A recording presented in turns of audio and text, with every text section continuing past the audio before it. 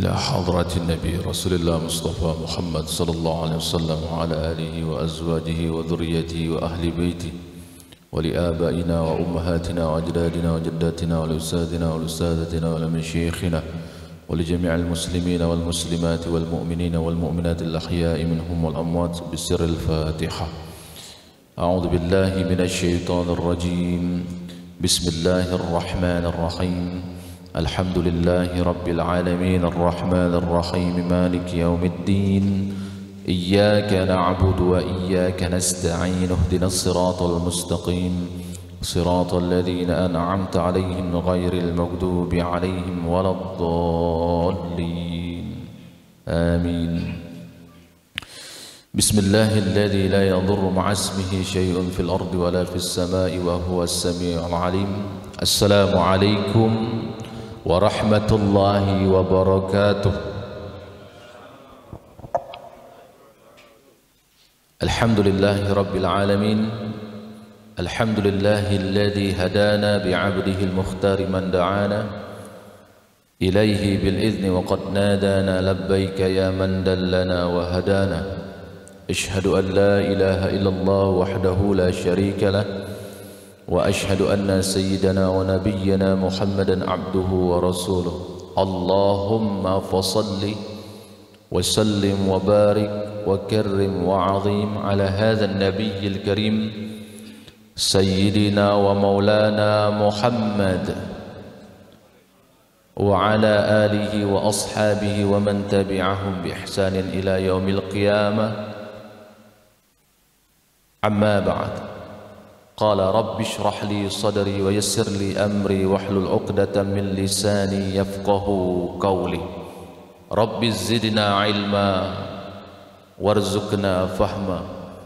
اللهم لا سهل إلا ما جعلته سهلا وأنت تجعل الحزن إذا شئت سهلا والحمد لله تقبل الله. Bapak-bapak, ibu-ibu, para jamaah sekalian, para tetamu-tetamunya Allah Subhanahu wa taala, yang insyaallah mudah-mudahan kita semuanya selalu diberkahi, dirahmati dan dimuliakan oleh Allah Subhanahu wa taala. Alhamdulillah, mudah-mudahan kita semuanya tetap selalu menjadi hamba-hamba Allah Subhanahu wa taala yang selalu pandai bersyukur kepada Allah Subhanahu wa taala. Bersyukur atas segala limpahan rahmat dan nikmat yang Allah titipkan kepada kita semuanya sampai saat ini. Alhamdulillah, kita masih di dalam suasana ketaatan dan insyaallah mudah-mudahan seluruh rangkaian aktivitas kita tercatat sebagai amal soleh di hadapan Allah Subhanahu wa taala. Dan kita juga berdoa untuk saudara-saudara kita yang sedang lalai akan dunianya. Mudah-mudahan mereka semuanya diberikan hidayah oleh Allah Subhanahu wa taala, agar supaya nantinya di akhirat kita bertemu, berkumpul bersama-sama. Tentunya pertemuan itu yang kita harapkan adalah bertemu kepada kekasih kita semuanya, Nabi Mustafa Muhammad sallallahu alaihi wasallam. Bapak-bapak, ibu-ibu, para jamaah sekalian yang dimuliakan oleh Allah Subhanahu wa taala, kita bersyukur juga pada saat ini kita masih diberikan kesempatan oleh Allah Subhanahu wa taala untuk hidup di dunia ini sampai kita menghabiskan masa waktu kita yang Allah tentukan dalam keadaan atau di dalam suasana taat. Dan ini merupakan nikmat hadiah dari Allah Subhanahu wa taala yang tidak semua manusia Allah titipkan.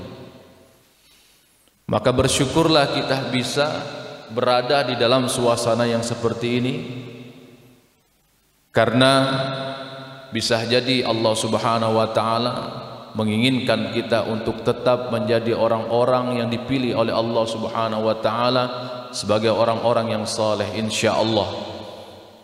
Namun hati-hati yang namanya syaitan itu tidak akan pernah diam sedetik pun. Yang namanya syaitan itu tidak akan pernah diam sedetik pun, karena dia sudah ada perjanjian dengan Allah Subhanahu wa taala untuk tetap terus mengganggu. Ini bahasanya mengganggu, ya. Tetap terus menyerukan was-wasnya, menyerukan ajakan supaya manusia-manusia yang beriman kepada Allah Subhanahu wa taala sedikit demi sedikit tergelincir imannya. Maka kita harus jaga iman kita. Kata Sayyidina Abu Bakar radhiyallahu taala anhu wa radu anhu, man dakhala al-qabra bila zadin faka'annama rakibal bahra bila safina. Barang siapa seseorang mukmin yang masuk, para ulama mengatakan ini dalam kitab Nasail Ibad, barang siapa seseorang yang masuk dalam kubur bila zadin, tanpa adanya iman. Apa itu iman? Simpel saja, la ilaha illallah, itulah iman. Bila zadin faka'annama rakibal bahra bila safina. Maka orang-orang yang seperti ini adalah orang yang sedang berlayar tanpa adanya perahu. Itulah keadaan orang-orang yang tanpa iman ketika dia masuk ke dalam kubur. Maka untuk menjaga iman ini bukan main sulitnya. Jangan terlihat, wah kita kayaknya biasa-biasa aja, tetap sholat gitu ya. Karena iman ini berada di dalam kalbu.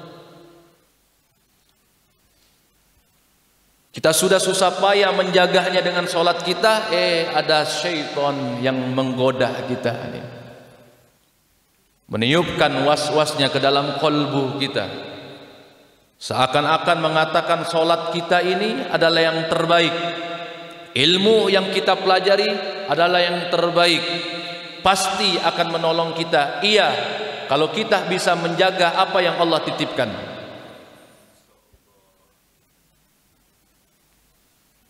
Kadang-kadang kita sudah merasa diri kita ini hebat, ilmu yang kita pelajari itulah yang terbaik menurut kita.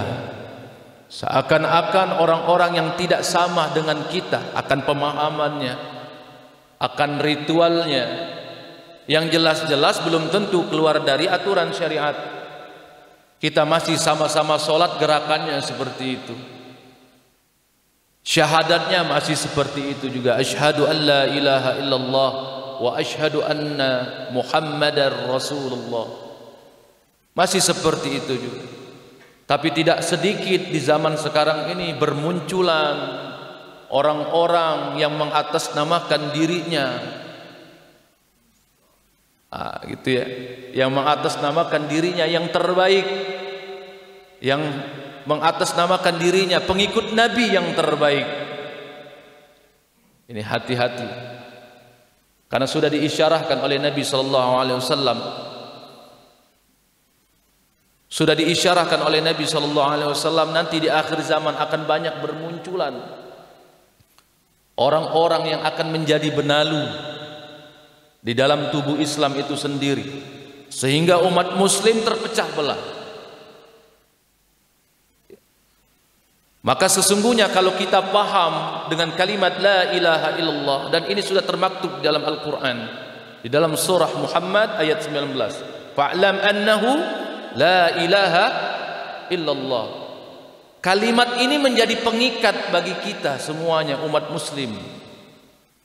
Jadi jangan sampai Allah sudah mengikat kalimat, Allah sudah mengikat kita dengan kalimat la ilaha illallah, lantas kita terpengaruh dengan pemahaman-pemahaman yang akan membuat kita terpecah belah.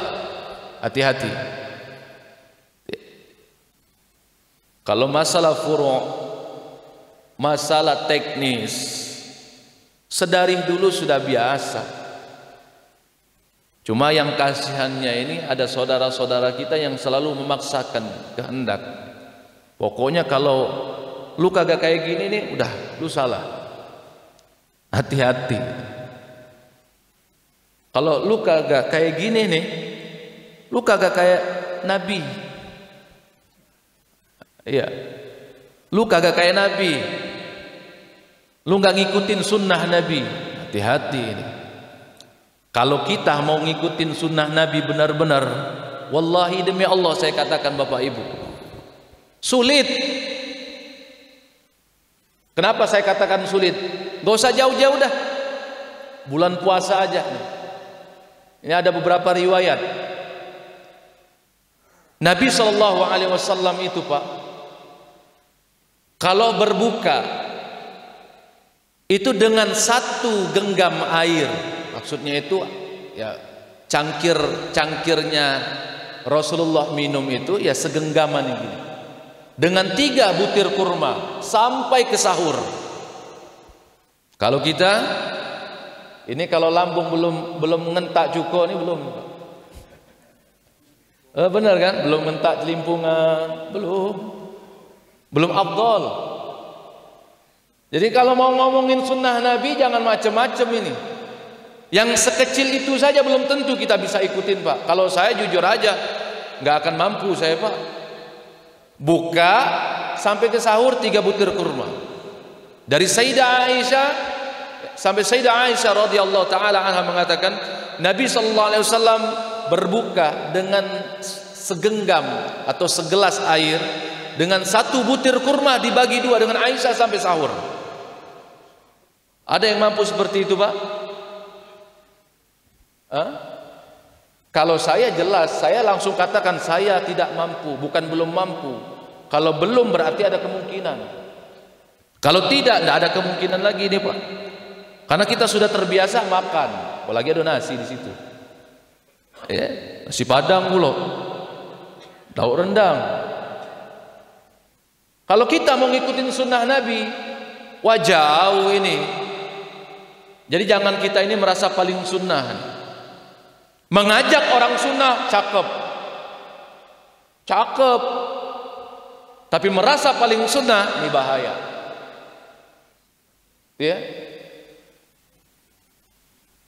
Nabi SAW di dalam sebuah hadis yang diriwayatkan Al Imam Abu Dawud dari Aisyah radhiyallahu anha, innal mu'minata, sesungguhnya orang yang beriman kepada Allah, la yudriku bihusni khuluqihi as-saimi wal qaim. Ini yang dikatakan seorang mukmin itu seperti ini. Ya. Selain dia menjaga sunnahnya, ini yang jauh lebih penting ini. Sesungguhnya seorang mukmin itu la yudriku bi husni khuluqihi. Dia memiliki akhlak yang baik, akhlak yang mulia. Dengan akhlak yang mulia itu akan menyamai orang-orang yang selalu rajin berpuasa dan yang selalu rajin qiyamul lail.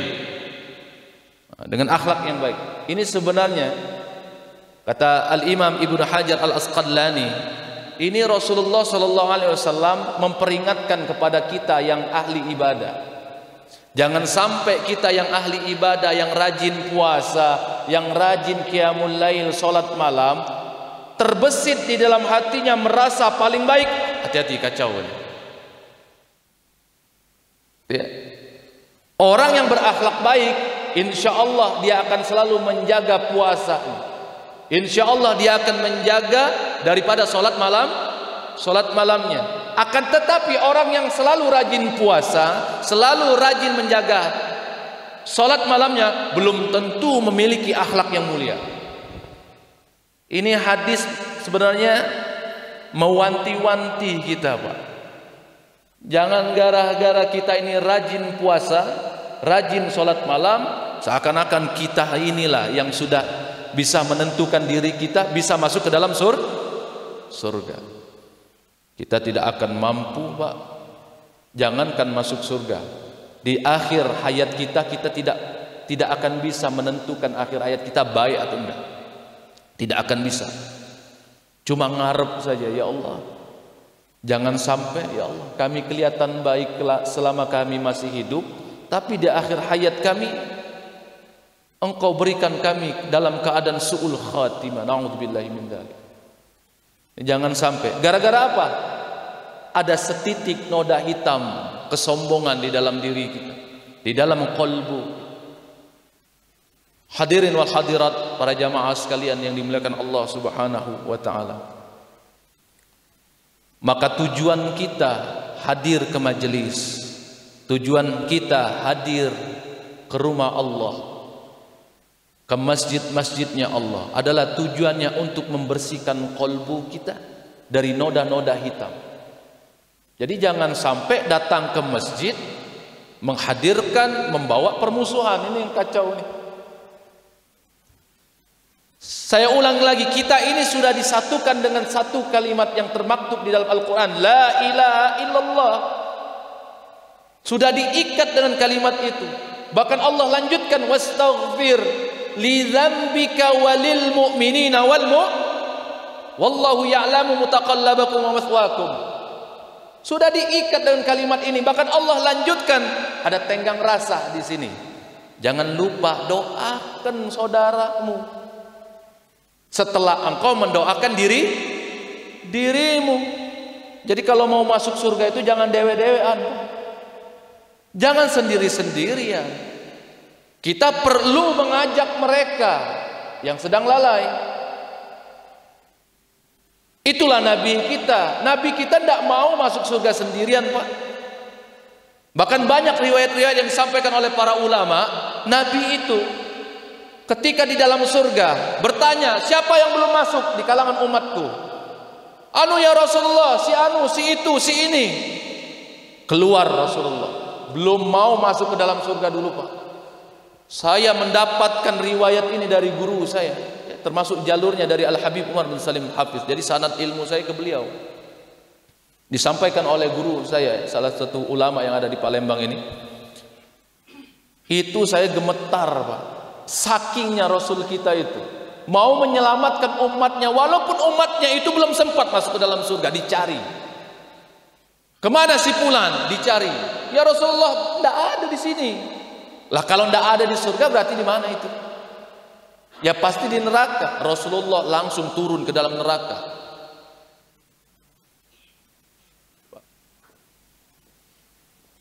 Bukan main sayangnya Rasulullah. Masa kita umatnya tidak sayang dengan orang lain yang sedang lalai? Ayo pikirkan. Kadang-kadang saya mohon maaf, saya mendengar perkataan guru saya itu, kita ini belum apa-apa ini dengan Rasulullah. Kalaupun ngajar berdakwah, mengajarnya masih di tempat-tempat yang ya tidak keliling-keliling lah pokoknya. Keliling-keliling juga paling banter ya di dalam kota itu sendiri. Jadi kalau mau mendapatkan surga oleh amal kita ini jauh mungkin, Pak. Insya Allah. Itu kadang saya perhatikan ya saudara-saudara kita. Itu jadi ujian buat kita, Pak.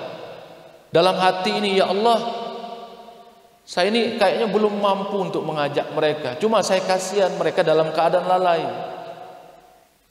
Bagaimana dengan Rasulullah SAW yang selalu berusaha, tangisan beliau dipanjatkan setiap malam, ya Allah beri hidayah buat umatku, ya Allah beri hidayah buat umatku, ya Allah beri hidayah buat umatku. Cuma sekarang ini banyak bermunculan orang-orang yang mohon maaf sedikit demi sedikit akan mengeluarkan dari iman. Ini yang akan kita tolong. Ini yang akan kita tolong. Maka ayo para jamaah sekalian, kita ini harus tetap terus menjaga ittihad kita, persatuan kita sesama umat mukmin. Syiarkan agama Allah, deklarasikan kebesaran Allah Subhanahu wa taala. Walaupun Allah tidak butuh itu, tidak akan berkurang kadar sedikit dari Allah itu sendiri, akan kebesarannya, akan kemuliaannya. Walaupun kita tidak syiarkan kemahabesaran Allah, tapi itu tugas kita. Tugas kita di dunia itulah mensyiarkan, mendeklarasikan, mengkampanyekan kebaikan. kemahabesarannya Allah Subhanahu wa taala kepada seluruh manusia di muka bumi ini sampai akhir zaman, itulah yang dilakukan oleh Nabi sallallahu alaihi wasallam. Nabi sudah berpulang ke pangkuan Allah Subhanahu wa taala. Kitalah para penerusnya. Pertanyaannya, kapan kita mau actionnya? Kapan kita mau bergerak sesuai dengan kemampuan kita masing-masing? Ada yang bergerak 40, ada yang bergerak 4 bulan, ada yang bergerak dengan caranya sendiri. Ini metode, ini tariq, ini metode, cara. Tapi kita jangan keluar dari tujuan kita, menyerukan kebaikan kepada saudara-saudara kita siapapun itu. Mau dia muslim ke, mau dia non muslim, serukan kebaikan. Deklarasikan, kampanyakan kemahabesaran Allah Subhanahu wa taala. Jangan sampai kita keluar dari tujuan hidup kita ini. Karena semuanya itu adalah ibadah. Mengkampanyakan kebesaran Allah itu ibadah yang besar. Maka kita harus ambil bagian ini dalam dakwah. Mudah-mudahan kita semuanya bisa mengambil bagian itu, insyaallah, amin ya rabbal alamin. Bapak-bapak, ibu-ibu, para jamaah sekalian yang dimuliakan Allah Subhanahu wa taala. Jadi kalau mau berbicara masalah sunnah ini bukan, ada seorang ulama di Tanggul itu, Al-Habib Saleh bin Muhsin Al-Hamid. Beliau dijuluki wali kutub di masanya. Ya, itu bukan main beliau itu. Cuma saya tidak bahasanya tidak mewajibkan mengikuti cara beliau, tidak akan mampu kita, Pak. Itu beliau zuhudnya bukan main. Ya. Makna zuhud itu luas. Ada orang yang diberikan kekayaan oleh Allah, dia bisa berlaku zuhud. Jadi zuhud itu tergantung konteks kita masing-masing.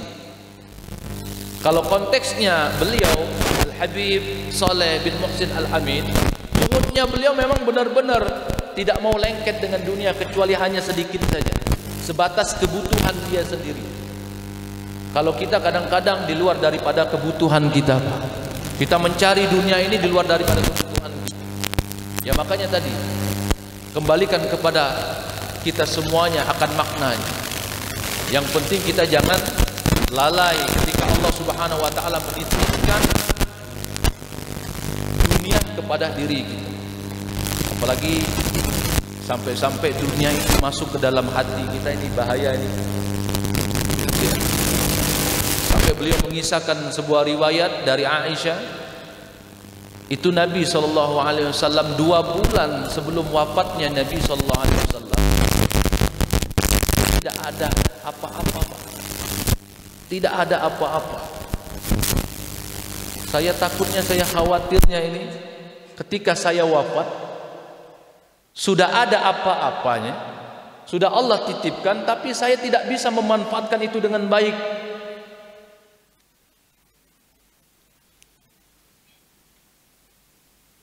Ini yang bahayanya. Saya takut, khawatir yang seperti itu. Sudah ada apa-apanya, maksudnya sudah ada titipan Allah, ketika wafat saya tidak bisa memanfaatkan itu. Ini Rasulullah tidak ada apa-apa 2 bulan sebelum wafat. Nabi itu tidak makan apa-apa kecuali hanya kurma saja. Saking tidak ada yang bisa dimakan.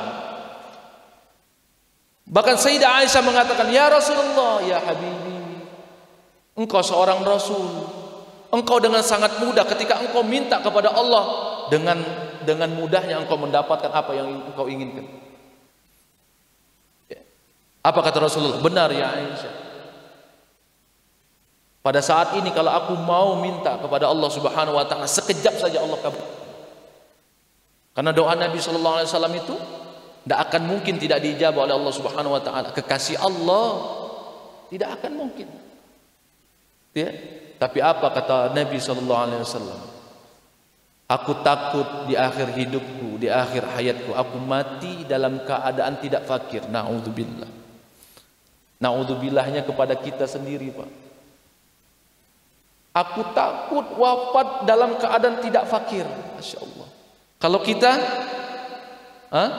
aku khawatir aku mati dalam keadaan tidak meninggalkan apa-apa. Maksudnya dalam harta, dalam hal harta. Bisa tidak? Nah itu tadi saya tidak mengajak bapak-bapak, ibu-ibu untuk mengikuti cara yang seperti ini, karena mohon maaf, saya sendiri ini belum tentu bisa. Tapi kalau menyerukan, ayo, kalau ada yang mau gitu ya. Ini Nabi SAW khawatir, takut wafat dalam keadaan tidak fakir. Maka banyak riwayat yang mengatakan, sesungguhnya nanti di surga yang akan bersama Nabi banyaklah orang-orang yang fakir. Maka jangan takut fakir di dunia. Dan apa kata Nabi? Ya Aisyah, saya takut mati dalam keadaan tidak fakir, dan saya khawatir ya, kalau saya tidak banyak-banyak lapar di dunia ini, saya takutnya nanti saya tidak merasa kenyang di akhirat.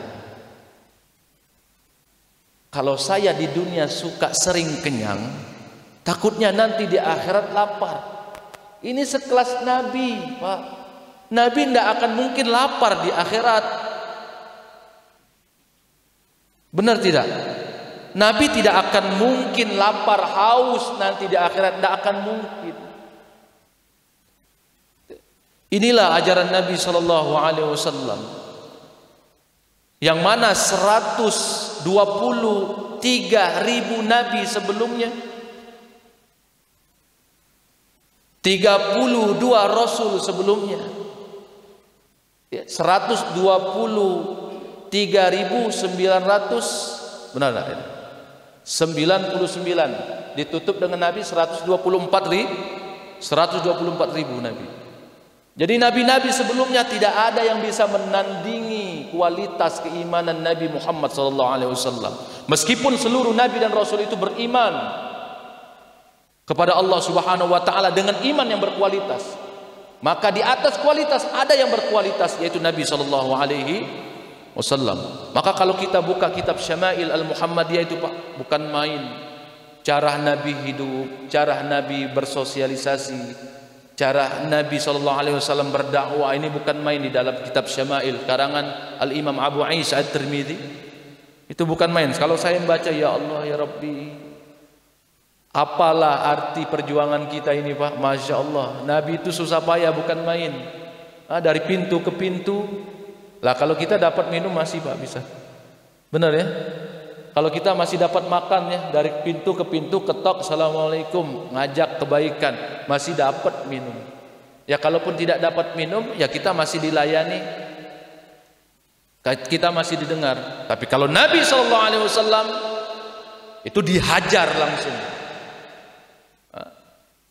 Makanya dakwah kita ini tidak ada apa-apanya dengan Nabi SAW. Dakwahnya para sahabat tidak akan mungkin bisa sama kita ini. Tapi ketika diuji, langsung mengeluh itu. Itulah kita, Pak. Ketika dakwah kita lagi diuji, langsung mengeluh. Ada yang menentang, sudah ngedon lah itu. Besok aku tidak ngulang lagi lah, Pak. Iya, ada yang menentang. Bahkan dia mau mukul saya gitu. Langsung ngedon, tidak mau lagi dakwah. Saya berulang kali, Pak, dapetin hujatan dalam dakwah ini bukan main. Apalagi ya, di sini ada murid saya, Panin, ya, dia jadi saksinya. Saya ini, Pak, jadi hunternya orang-orang yang suka menyalah-nyalakan ibadah-ibadah mayoritas umat muslim. Saya jadi hunter. Saya paling demen mengincar orang-orang yang seperti itu. Saya datangi langsung. Dari sejak tahun 2010, Pak, saya punya tim, dan semua tim ini menghilang ke daerahnya masing-masing. Saya jadi hunter, saya datangi mereka. Biarlah saya turun tangan. Jangan yang sepuh-sepuh ini, saya langsung turun tangan. Mau apa kamu? Merasa paling baik? Merasa paling benar? Yang lainnya salah. Ini apa? Ini ajaran siapa? Kita ini sudah diikat persaudaraan kita dengan kalimat la ilaha illallah. Jangan bercerai, saling mendoakan. Masalah cabang-cabang ilmu agama boleh kita berbeda, cara teknis boleh kita berbeda, tapi tujuan tetaplah sama, Allah dan Rasulullah. Allah dan Rasulullah. Bahkan orang yang hina sekalipun tidak ada hak untuk kita untuk menyalahkan mereka. Fadzakir innama anta mudzak lasta alaihim.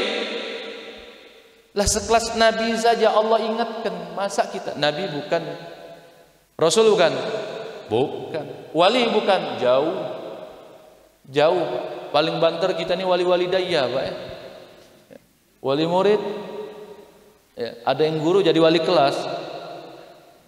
Sekelas Nabi saja Allah ingatkan, fadzakir ya Muhammad, ingatkan, ajak mereka dalam kebaikan. Innama anta mudzakir.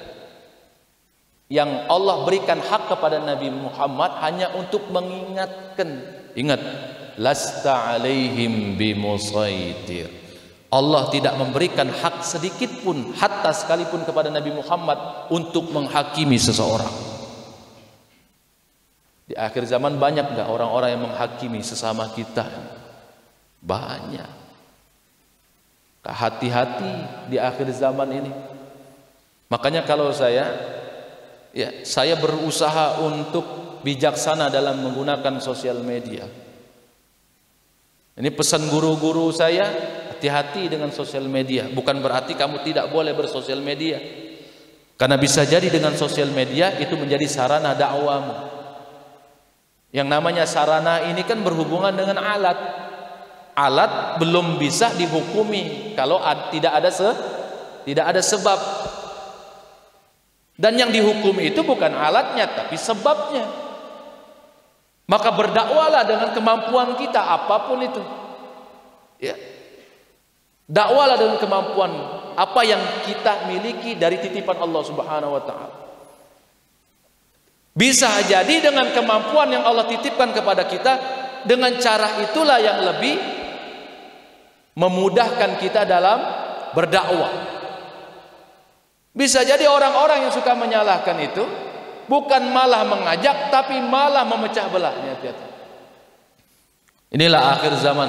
Kalau tidak bisa menjaga diri dari fitnah akhir zaman, kita akan masuk ke dalam fitnah akhir zaman itu sendiri. Maka sejatinya orang yang datang ke rumah Allah adalah orang-orang yang membersihkan hatinya dari titik-titik noda-noda hitam di dalam hatinya. Jadi jangan sampai keluar, jangan sampai masuk ke dalam masjid membawa noda-noda. Keluar dari sini semakin besar noda-nodanya. Ini kan lucu. Sebenarnya banyak filosofi di dalam masjid ini yang kita ambil ibarahnya. Kita ambil ilmunya. Stawu aqimu sufufakum wa'tadilu. Rapatkan safmu, ayo bersatu kita. Ini aja ada filosofi. Aqimus sufufakum wa'tadilu, tegakkan safmu, luruskan safmu, rapatkan safmu. Jangan berenggang. Hei, ada setan di situ. Jangan gara-gara corona kita Nah itu ya. Insya Allah aman di sini Pak ya. Di sini ada kaligrafi ayat-ayat Allah. Insya Allah ketika corona masuk ke sini ada melok sholat juga dia, melok ibadah juga insya Allah. Ya. Ittaqullah, takutlah hanya kepada Allah Subhanahu wa taala. Kita ini sedang diuji dengan suasana akhir zaman.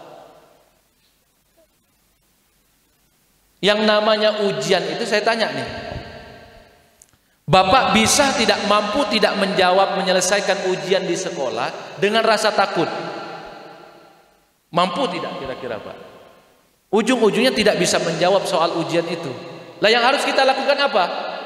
Menjawabnya bisa atau tidak, jalani dulu. Jalani dulu dengan baik. Bisa atau tidak, bagus atau tidak hasilnya, jalani dulu, jawab dulu. Minta kekuatan kepada Allah Subhanahu wa taala. Makanya sebelum menjalani ujian, sebelum menghadapi ujian, kita ini banyak-banyak belajar. Maka tujuan kita hadir di masjid, hadir di majelis ilmu adalah tujuannya untuk belajar bagaimana cara mendapatkan kekuatan dari Allah Subhanahu wa taala. Ketika kita dihadapkan dengan ujian dari Allah Subhanahu wa taala, kekuatan itu sudah ada pada diri kita dan kita bisa melaksanakan ujian tersebut. Belajar tidak pernah, ketika didatangkan ujian wajar saja kita takut, Pak. Karena selama ini kita tidak pernah mau belajar. Allah jadikan corona sebagai ujian kita. Tidak ada ilmu kita, tidak ada kekuatan dari Allah. Takut kita. Takut. Masalah pakai masker ini teknis. Kita jangan menganggap orang yang saya pakai masker, Pak. Tengok di apa namanya, di box motor saya itu siap masker. Ya. Itu masalah ikhtiar, jangan disamakan dengan rasa takut. Hati-hati tapi dalam menghadapi ujian antara ikhtiar dengan rasa takut beda-beda tipis. Nah, ini beda-beda tipis. Nah, masalahnya kita pakai masker, kita takut corona apa takut yang buat coronanya? Nah, itu. Ya. Maka hati-hati, jaga hati kita semua. Baik bapak-bapak, ibu-ibu, para jamaah sekalian yang dimuliakan Allah Subhanahu wa taala. Maka di akhir zaman sekarang ini, kegiatan yang paling harus kita perbanyak adalah bagaimana kita mendekatkan diri kita kepada Allah Subhanahu wa taala dengan cara tetap istiqomah mendatangi rumahnya Allah Subhanahu wa taala. Itu kegiatan yang sangat lebih baik dari seluruh kegiatan yang ada di dunia ini. Cuma memang balik-balik lagi, Pak, orang yang bisa datang ke rumahnya Allah ini kalau bukan atas izin Allah tidak akan bisa, tidak akan mampu. Kalau bukan karena hidayah dari Allah tidak akan mampu. Mau sebanyak apapun titelnya, mau sebanyak apapun ilmu agamanya, tapi kalau Allah tidak sematkan hidayah di dalam hatinya, masjid yang jaraknya cuma 5 meter tidak akan bisa dia sambangi. Mau sedikit apapun ilmunya dan dia tetap terus berusaha mengamalkannya, sepanjang apapun, sejauh apapun jarak dari rumah ke masjid, wallahi orang-orang yang seperti ini ketika diberikan hidayah oleh Allah Subhanahu wa taala tidak akan mungkin tidak mengambil kesempatan itu, tidak akan mungkin. Dingin-dingin, Pak, dari Perumnas ke sini. Saya ada lebih jauh lagi, Pak, sampai ke Tangguh Buntung sana. Benar, Pak, sampai ke Jakabaring, subuh-subuh keluar. Ini jangan salah diartikan gitu ya. Nah, Ustadz zaman sekarang ini kan yang dicarikan itu baik cuma. Saya kalau mau mencari dunia, Pak, sudah lama kaya. Dengan memanfaatkan titipan Allah di dalam diri saya, sudah lama kaya saya, Pak. Saya bisa mengada-adakan sesuatu yang membuat orang tuh simpati pada saya, itu mudah saja selesai urusannya. Tapi kalau saya hanya bisa menikmati itu hanya di dunia saja, tidak bisa di akhirat, untuk apa juga, Pak? Berarti itu kenikmatan yang fana, kenikmatan yang palsu, apalagi dilakukan dengan cara yang tidak baik. Ya saya luwes saja hidup di dunia ini. Apa yang Allah titipkan, mohon maaf, sekecil apapun itu dipertanggungjawabkan di sisi Allah Subhanahu wa taala. Mohon maaf, Pak, peci yang kita beli ini, wallahi demi Allah, ini akan dihisab oleh Allah Subhanahu wa taala. Kalau tidak percaya mati dulu. Ya biar tahu kan, kalau sekarang kan belum dihisab. Kalau tidak percaya mati dulu, masuk akhirat. Peci yang kita pakai ini dihisab oleh Allah Subhanahu wa taala. Lu beli peci dipakai enggak? Kamu beli peci dipakai enggak nih? Dipakai buat apa? Ibadah. Bukan hanya dipakai kondangan, Pak. Nah, kalau kondangan, wah bukan main gitu ya, rapinya bukan main gitu. Kalau lagi sholat ngadep Allah, udah yang setemunya aja, Pak. Asal nemu aja pakaian, pakai kaos-kaos oblong udah selesai. Giliran pakai apa namanya udeng-udeng, pakai imamah, oh dikatakan catakoan kau. Aneh kadang saya ya. Ustaz kok enggak pakai, mohon maaf Pak. Saya bukan tidak terbiasa pakai itu, sering saya. Apalagi kalau lagi pondok ya, lagi majelis pakai itu. Saya sanadnya ada. Yang memberikan sanad itu banyak. Jadi imamah yang saya pakai ini itu difilosofikan dengan kitab-kitab yang dipelajari. Tapi tidak mesti bapak-bapak nunggu kitab siko dua baru dikhatam baru pakai, enggak. Ini sunnah Nabi sallallahu alaihi wasallam. Ini sunnah Nabi sallallahu alaihi wasallam. Allah memberikan kesempatan kita untuk menjaga sunnah Nabi sallallahu alaihi wasallam. Ini ada orang yang sholat pakai baju biasa-biasa, oblong-oblong saja, itu dibilang bagus. Nah giliran kita menerapkan sunnah Nabi sallallahu alaihi wasallam, pakai sorban, pakai sarung, dibilang takwaan. Hati-hati. Saya bukan berarti tidak menghidupkan, pakai saya, pakai imamah, ya. Apalagi yang dipakai tongkat. Sampai ada beberapa tongkat saya buat itu, saking mau mengamalkan sunnah Nabi sallallahu alaihi wasallam. Lagi lupa bawa siwak, tidak ada kata lupa kalau kita menghidupkan sunnah Nabi sallallahu alaihi wasallam. Makna siwak itu kan secara bahasa kesat artinya. Siwaknya lupa atau lupa beli, lupa bawa atau lupa beli, pakai sesuatu yang kesat ujung dari baju. Karena makna siwak adalah kesat. Kayu itu namanya kayu arok. Bukan kayu siwak, ini banyak yang belum paham nih. Kayu yang kita pakai itu namanya kayu arok. Karena dia kesat disebut dengan siwak. Maka mohon maaf Pak, mohon maaf aja nih Pak, kita harus nahan-nahan sabar kalau mau menghidupkan sunnah Nabi. Ihya'us sunnah. Ini sabar ini. Jangan dikit-dikit kita digunjing, dikata-katain, sudah ngedon lah itu. Ujung-ujung besok udah galak lagi pakai imamah. Tidak mau lagi pakai sorban, dikatoi. Tengok bapak itu, barulah taubat 5 bulan lah pakai imamah aja. Giliran ada orang yang pakai bajunya belum rapi, ya. Giliran ada orang yang pakai bajunya belum selesai, bingung juga Pak ya. Ini tidak mohon maaf ya, tidak ada hak kita untuk menghakimi. Maksudnya itu kita ini seakan-akan ingin menerapkan sunnah di akhir zaman ini, bukan main godaan, bukan main. Ya, dianggap inilah, dianggap itulah. Ya, semoga kita bisa menjalani fitnah-fitnah akhir zaman dengan baik. Ya, maka dari itu kita berusahalah untuk menghidupkan sunnah Nabi Sallallahu Alaihi Wasallam. Tujuan menghidupkan sunnah Nabi Sallallahu Alaihi Wasallam untuk menjaga kolbu kita, supaya kolbu kita ini tetap bersih.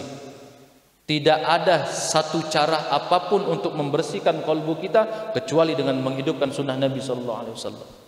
Ya, termasuk kita menghidupkan, meramaikan masjid-masjidnya Allah Subhanahu wa taala, itu sunnahnya Nabi. Ini kadang-kadang ribut masalah hukumnya. Iya Pak, mohon maaf. Banyak yang tanya ini, Pak Ustadz, apa hukumnya sholat di masjid? Bagaimana orang kalau tidak sholat di masjid? Gak usah tanya hukum, pokoknya lu datang udah selesai. Lah kalau mau tanya masalah hukum, hukumnya bermacam-macam. Ya paling mentok fardu kifayah, tidak ada fardu ain.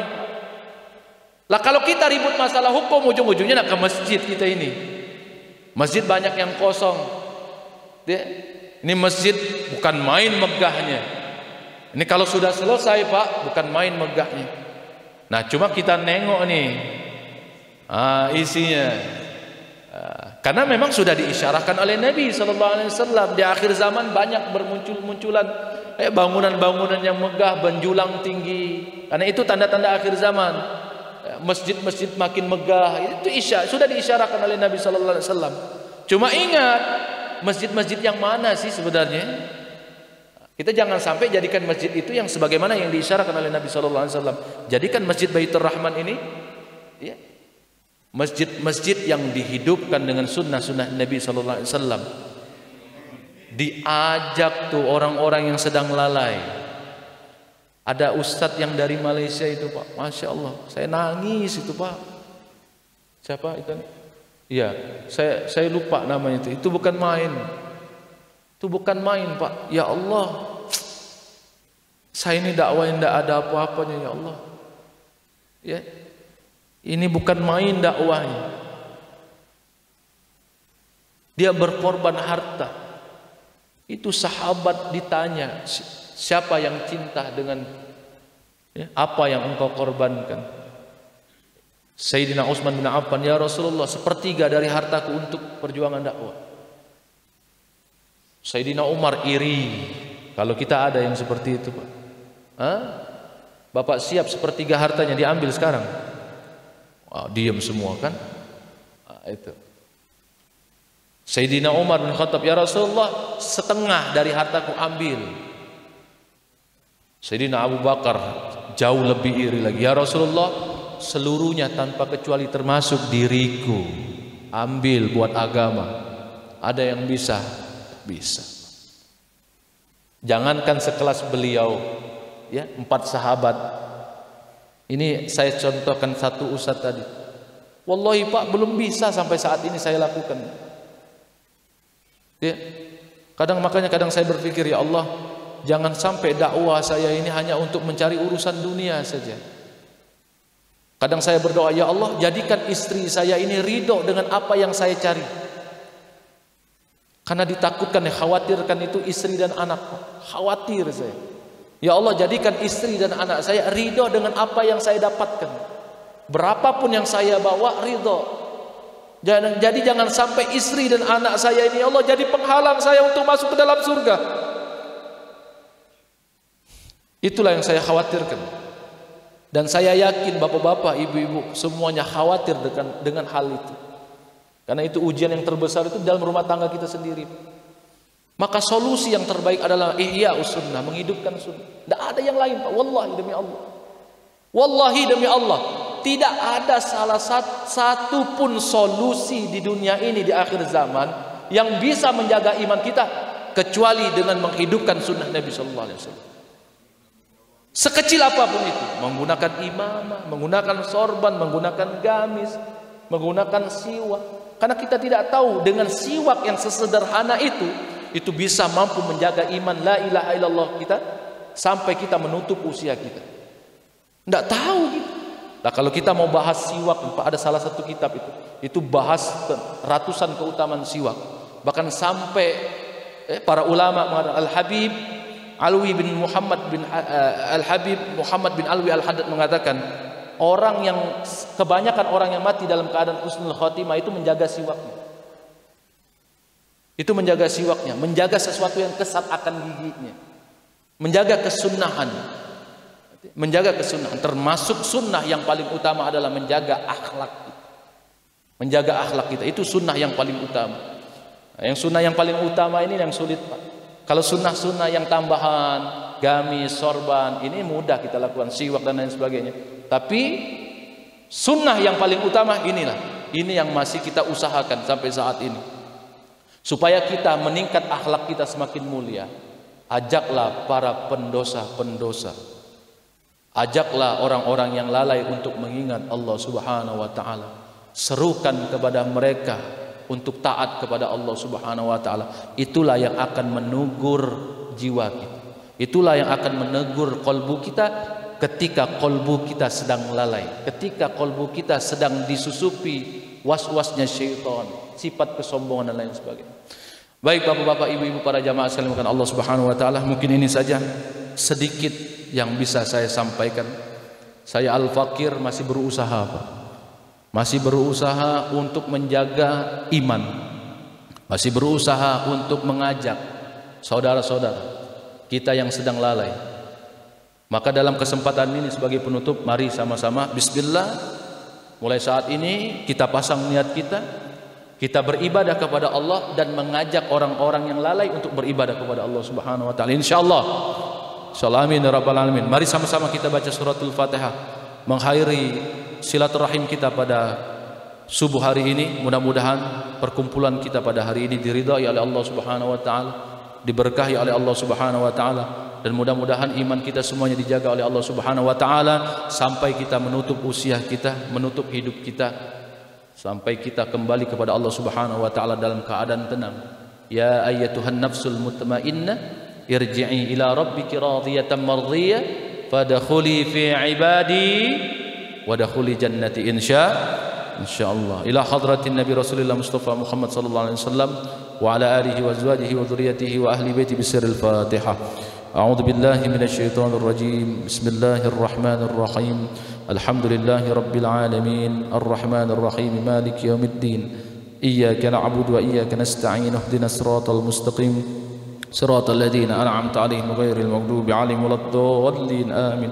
Allahumma shalli 'ala sayidina Muhammad اللهم صل على سيدنا محمد وآله وصحبه وسلم. ربنا اغفر لنا ذنوبنا ولوالدينا ولآبائنا وأمهاتنا وأجدادنا وجداتنا ولأستاذنا ولأستاذاتنا ولمشايخنا ولجميع المسلمين والمسلمات والمؤمنين والمؤمنات الأحياء منهم والأموات برحمتك يا أرحم الراحمين.